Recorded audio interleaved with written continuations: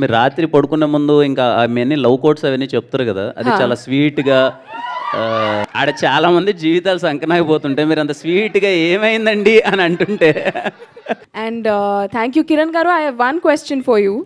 నాకు ఒక క్వెషన్ ఉందండి మిమ్మల్ని. ఓకే. మీరు రాత్రి పడుకునే ముందు ఇంకా అవన్నీ లవ్ కోట్స్ అవన్నీ చెప్తారు కదా! అది చాలా స్వీట్‌గా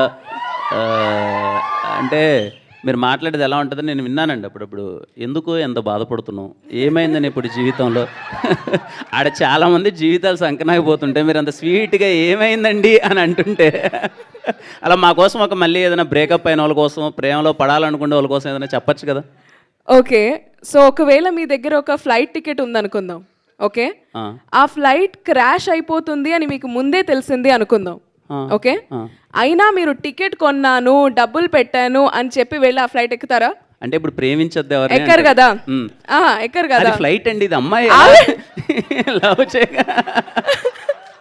సో అలాగే ఏదైనా రిలేషన్షిప్ ఫెయిల్ అయిపోతే థింక్ దాట్ ఆ టికెట్ వేస్ట్ అయింది అని, వెళ్ళలేదు అని, ఇంటికి తిరిగి వెళ్ళిపోయాను, ఆ రోజు బతికిపోయాను, ఆ ఫ్లైట్ ఎక్కలేదు అని హ్యాపీగా ఫీల్ అవ్వండి. కానీ ఆ ప్రాసెస్లో ఎన్ని టికెట్స్ కొనింటామండి, అది ప్రాబ్లం కదా.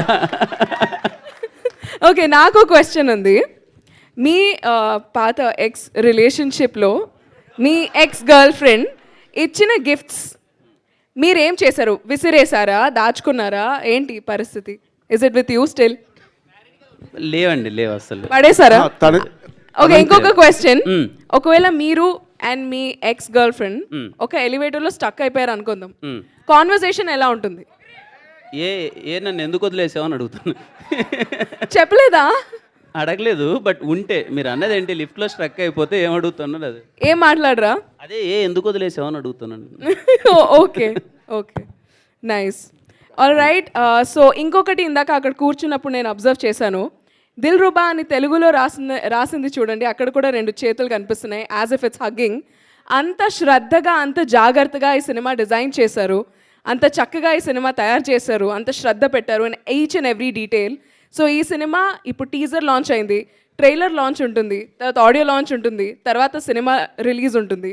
త్రూ అవుట్ దిస్ ప్రాసెస్ మనం ఇంకా ఈ సినిమాలో ఎంత జాగ్రత్తగా, ఎన్ని విషయాలు డీటెయిల్డ్గా చేశారో మనం చూడబోతున్నాం. I'm totally looking forward for this film.